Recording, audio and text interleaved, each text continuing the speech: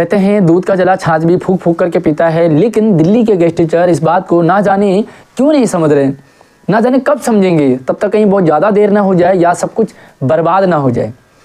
दिल्ली में guest teacher के मुंह पूरी तरह से जले हुए हैं, फिर भी गर्म दूध पिए जा रहे हैं।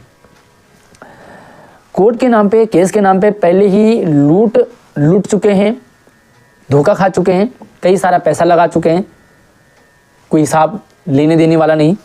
उसके बावजूद भी गेस्ट टीचर केस के नाम पे लूटते जा रहे हैं, लूट मच रखी है। कमाल की बात है कि खुद गेस्ट टीचर लूटना चाहता है, पता नहीं क्यों।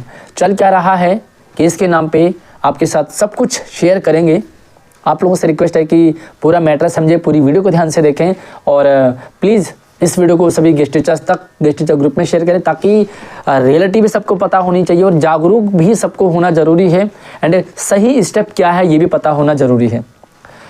तो फिर केस करें ना, केस ना करें तो होगा क्या? सरकार कुछ करना चाहती ही नहीं है, डिपार्टमेंट को कोई लेना देना नहीं है, 8 साल से सैलरी नहीं बढ़ी है, आचार संहिता लग चुकी है, तो फिर भाई करें क्या? सीधी सी बातें हैं, सरकार नहीं करना चाह रही है, डिपार्टमेंट कुछ नहीं कर रहा है, तो कोर्ट ही हमारा एकमात्र सॉल्यूशन है, रास्ता है। पीछे कोर्ट की समान कार्य समान वेतन का ऑर्डर भी आ चुका है, समान कार्य पर समान वेतन दिया जाए। कई सारे साथी कहते हैं कि कोर्ट का डिपार्टमेंट मानता ही नहीं है, सरकार मानती नहीं है। बिल्कुल मानती है और मानेगी भी, सिर्फ केस में दम होना चाहिए।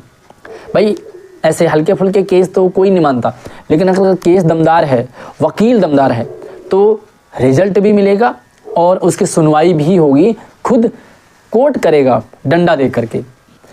आपकी जानकारी के लिए, जो कहते हैं कि केस से कुछ नहीं होगा, डिपार्टमेंट मानती नहीं है, अगर डिपार्टमेंट ना मानती तो आज लिफो कोर्ट के ऑर्डर के बाद लागू नहीं होता। आपको पता होना चाहिए और होगा भी कई सारे साथियों को कि पहले प्रिंसिपल अपनी मर्जी से किसी को भी रिलीव कर देता था, परमानेंट के आने से किसी को भी रोक लेता था, अपने चाटुकारों को, चहेतों को, जो उसके आसपास घूमने मंडराने वाले, उनको रखता था। जिसने आवाज़ उठाई, जिसने सही डिमांड कर ली, बस वो आंखों में खटक गया, उसको रिलीव कर देता था। भाई पीड़ा थी, बड़ी समस्या थी। आज भी कई सारी समस्याएं प्रिंसिपल के कारण चल रहे हैं, बहुत सारे स्कूल फेस कर रहे हैं, आप भी फेस कर रहे होंगे, तो कमेंट में ज़रूर बताइए कि क्या क्या प्रॉब्लम प्रिंसिपल के द्वारा आपके स्कूलों में चल रही है। फेस किया हमारे साथियों ने, सैल्यूट करता हूं उन साथियों की जिन्होंने एकता दिखाई, इस परिस्थिति को फेस किया और वो कोर्ट का दरवाज़ा उन्होंने खटखटाया। कोर्ट से डिसीजन आया, भाई प्रिंसिपल अपनी मर्जी से कुछ नहीं करेगा। आज प्रिंसिपल चाहते हुए भी अपनी चहेतों को रोक नहीं पाता, क्योंकि उनके डेज कम थे, हटना पड़ता है। तो भाई कोर्ट से ही तो लिफो आया है, इसका मतलब कोर्ट में दम है। जिस आईडी से आप एट प्रेजेंट टाइम ज्वाइन हैं, क्योंकि नए टीचर्स को तो शायद ना पता हो, लेकिन पुरानों को पता है कि पहले हर साल फॉर्म भरे जाते थे, कोर्ट में गए, कैट ने डिसीजन दिया कि भैया जो पुराने वाले हैं वो रिन्यू होंगे, सेम आईडी से आप लोग रिन्यू होते हैं। तो अगर कोर्ट का नहीं मानता, डिपार्टमेंट नहीं मानता, सरकार नहीं मानती, तो भाई फिर लिफो नहीं होता, फिर रिन्यूअल नहीं होते। इसका मतलब कोर्ट की डिपार्टमेंट भी सुनना पड़ेगा। तो समान कार्य समान वेतन वाला ऑर्डर भी आ गया। जाहिर सी बात है ऑर्डर आया है, लेकिन रियलिटी क्या है? देखिए, अगर कोर्ट मानता तो फिर समान कार्य समान वेतन का ऑर्डर आ चुका है। देखिए, इससे पहले दिल्ली शिक्षा विभाग के लिए किसी भी गेस्ट टीचर ने समान कार्य समान वेतन का कोई डिमांड की ही नहीं। कोर्ट से आए हैं तो अब कोर्ट इम्प्लीमेंट कराएगा, डिपार्टमेंट करेगा। लेकिन थोड़ा सा इसमें कमजोरी ये है कि अभी क्या है कि 2-3 टुकड़ों ने केस जीता है, इतने सारे गेस्ट टीचर हैं, सरकार प्रेशर में नहीं आती है या नहीं आना चाहती। होता क्या है कि आपके स्कूल में मान लीजिए कोई प्रिंसिपल गलत कर रहा हो, एक साथी कहता है कि गलत हो रहा है, हो सकता है प्रिंसिपल उसे दबा दे, उसे साइड कर दे या उसे इग्नोर कर दे। लेकिन जब ऐसे ही बहुत सारे टीचर्स आकर के प्रिंसिपल को कहेंगे गलत हो रहा है, तो प्रिंसिपल को दबना पड़ेगा। प्रिंसिपल दबते हैं और जो रियलिटी है, जो सही है, वो निकल के आती है। ऐसा ही कुछ अभी गेस्ट टीचर ने समान कार्य समान वेतन का जो केस है वो जीता। लूट से बचना है और क्या करना है वो आपको बताऊंगा। भी अगर ऐसे ही और केस डाले जाते हैं तो अलग अलग वकील आएंगे, डिपार्टमेंट पर प्रेशर बनेगा, सरकार पर प्रेशर बनेगा और डिपार्टमेंट को फिर मजबूरी में कान पकड़ करके मानना ही पड़ेगा, सैलरी बढ़ानी पड़ेगी। वो तो अभी भी बढ़ानी पड़ेगी, लेकिन थोड़ा सा इसमें अभी डिले हो सकता है। देखिए 90 दिन का टाइम होता है, 90 दिन के अंदर अंदर डिपार्टमेंट आगे भी जा सकता है, हाई कोर्ट सुप्रीम कोर्ट जाएगा। लेकिन जो ये केस जीते हैं ना, उसमें पहले ही सुप्रीम कोर्ट और हाई कोर्ट के जजमेंट डाल दिए हैं। भाई अगर ये हाई कोर्ट भी जाता है, सुप्रीम कोर्ट भी जाता है, तो पहले ही सुप्रीम कोर्ट हाई कोर्ट देख लेगा कि भाई हमने तो इस मैटर पे पहले से जजमेंट दे रखे हैं और इन्होंने ये मेंशन भी कर रखा है, इसमें भी डाला हुआ है। तो इसका मतलब हाई कोर्ट कह देगा कि हमारे इस केस का पहले इन्होंने जिक्र किया है और इसी केस के अकॉर्डिंग को समान कार्य दिया जाए। ठीक है, 90 दिन में अगर अप्लाई नहीं होता तो कंटेम्प्ट डाला जाता है।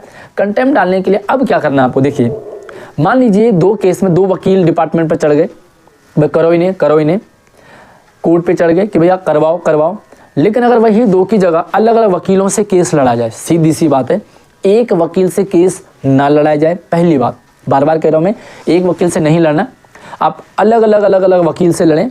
मान लीजिए एक ही चीज़ की डिमांड 15-20 वकीलों ने कर दी, अलग अलग केस अलग अलग जगह से, और जब वो कोर्ट में जाएंगे तो वो सारे वकील एक साथ टूट पड़ेंगे कोर्ट पे कि भैया डिसीजन नहीं माना जा रहा है, और एक साथ जो है वो फिर डिपार्टमेंट पे टूट पड़ेंगे। या जब भी डिपार्टमेंट की तरफ से कोई वकील आएगा या कोई भी आएगा उन पे, तो ये सारे के सारे वकील टूट पड़ेंगे। तो केस में होती है मजबूती, और फिर केस जो है वो माना जाएगा और समान कार्य समान वेतन भी लागू होगा। ठीक है, अब यहाँ पर बात आती है कि भाई जो लूट मच रखी है उसको कैसे रोके। सीधी सी बात है, आपको किसी को पैसा नहीं देना, खुद वकील से जाकर के डील करनी है, और कभी भी कोई भी केस आप बल्क में ना करें। भाई 50-50, 100-100, 200-200, 500 ने इकट्ठा किया, कम पैसे के चक्कर में बिल्कुल भी नहीं करना है, आपका पैसा गायब हो जाएगा। कम पैसे के चक्कर में आना ही नहीं है, इस तरह के लालच में कहीं नहीं आना है। कम पैसे के चक्कर में आपका जो ज़्यादाओं का केस लड़ा जाता है, वहाँ पर कईयों के तो नाम ही नहीं होते हैं, कईयों को केस का ही पता नहीं होता, कईयों को ओए का पता नहीं होता, और कईयों को तो कह दिया जाता है आपका नाम जोड़ दिया, लेकिन उनका नाम ही नहीं जोड़ा जाता। सीधी सी बात है, तो बल्क में आपने केस लड़ना ही नहीं है। दूसरी चीज़, आप 10, 15, 20 एक ग्रुप में आ जाइए और 10-15 जो भी हैं वो एक साथ मिलकर के केस लड़ें। कोर्ट में एट प्रेजेंट टाइम में 1, 1.5 और 2 मैक्सिमम 2 लाख से ज़्यादा किसी वकील की फ़ीस नहीं है। तो अगर आप 250-200 लोग हैं, सबसे इतने पैसे मांगे जाएंगे, तो समझ जाइए जब जो है केस ही आपका 1-1.5 लाख में निपट जाएगा, तो फिर आप 5 लाख और 10 लाख क्यों इकट्ठा कर रहे हो। इसका मतलब कहीं ना कहीं वहाँ पर घोटाला चल रहा है, लूट मची है। इसी लूट को बंद करने के लिए आपको प्रयास करना पड़ेगा। अब आपको ये लग रहा है कि भाई आपको इंडिविजुअल लड़ना है, आपको पता नहीं कौन साथ में लड़ेगा, तो मैं आपको कहूँगा कि जिनमें पहले ये केस लड़ चुके हैं, हमारे जानकार हैं, मैं आपको उनके माध्यम से वकील का नंबर दिला देता हूँ। वकील से आपने खुद बात करनी है। आपसे फिर से कह रहा हूँ, किसी भी बिचौलिए से ना मिलें, सीधा वकील के पास जाएं, पैसे की डील करें। बंदे आप ग्रुप में आएंगे, ग्रुप में आप नहीं आ पा रहे तो आप मुझसे संपर्क कर सकते हैं, क्योंकि अलग अलग जगह से जब संपर्क मुझसे करेंगे तो मैं आपको एक टीम के साथ में, भाई ये 10 लोग हैं, ये 15 लोग हैं, ये आपस में एक वकील कर लें, फिर 10-15 लोग दूसरा वकील कर लें, फिर 10-15 लोग तीसरा वकील कर लें। वकील वो होना चाहिए जो केस हारता ना हो, जीतता हो, मैक्सिमम जीता। और अभी तो खैर समान कार्य समान वेतन पे तो धड़ाधड़ केस जो है वो फाइनल हो रहा है, जल्दी से जल्दी रिजल्ट निकल रहा है, तो आपका केस 1 लाख से कम में भी लड़ा जा सकता है। ठीक है, तो अब मेरा व्हाट्सअप नंबर, इंस्टाग्राम आईडी इसी वीडियो के डिस्क्रिप्शन में, आप मुझसे संपर्क कर सकते हैं। लेकिन फिर से मैं कहूँगा कि भैया आप ऐसे केस में इन्वॉल्व ना हो जहाँ पर कि ज़्यादा बंदों को जोड़ा जा रहा हो। दूसरी चीज़, आप उस केस में बिल्कुल भी शामिल ना हो जहाँ पर आपको वकील का नंबर ना दिया जाए, जहाँ पर आपको ओए का पता ना हो, केस का पता ना हो। ठीक है, चाहे किसी से भी लड़े, कहीं से भी लड़े, आप डायरेक्ट ही जाइए कैट में, आपको वकील मिल जाएंगे, वकील का रेटिंग देखिए और उस वकील से केस लड़िए। सारे बंदे मिल के जाइए, किसी बीच वाले से संपर्क नहीं करना, डायरेक्ट जाकर के आपका डायरेक्ट काम हो जाएगा। और बल्क में जब बहुत सारे केस डिपार्टमेंट पर पड़ेंगे तो डेफिनेटली जो 90 डेज़ का टाइम होता है वो जल्दी से जल्दी डिपार्टमेंट से एग्री करेगा, और हमारी सैलरी लगभग आप ये मान के चले कि फरवरी-मार्च तक बढ़ने के पूरे चांस हैं। इस पे आपका भी सहयोग है, आपकी भी आहुति डलना बहुत ज़रूरी है। और जितना स्ट्रॉन्ग बनेगा केस, अलग अलग टुकड़ों में जितने केस लड़े जाएंगे, उतना डिपार्टमेंट पर प्रेशर बनेगा, कोर्ट अपने आप कंटेम्प्ट डालेगी, डिसीजन तो बहुत जल्दी आ रहे हैं। ठीक है। तो ये अपडेट आप लोगों तक शेयर करना था। इस वीडियो को आगे शेयरिंग करें। जो कुछ भी डाउट रहता है तो आप कन्फ्यूजन शेयर कर सकते हैं, लेकिन आप बल्क में फिर से केस ना लड़ें।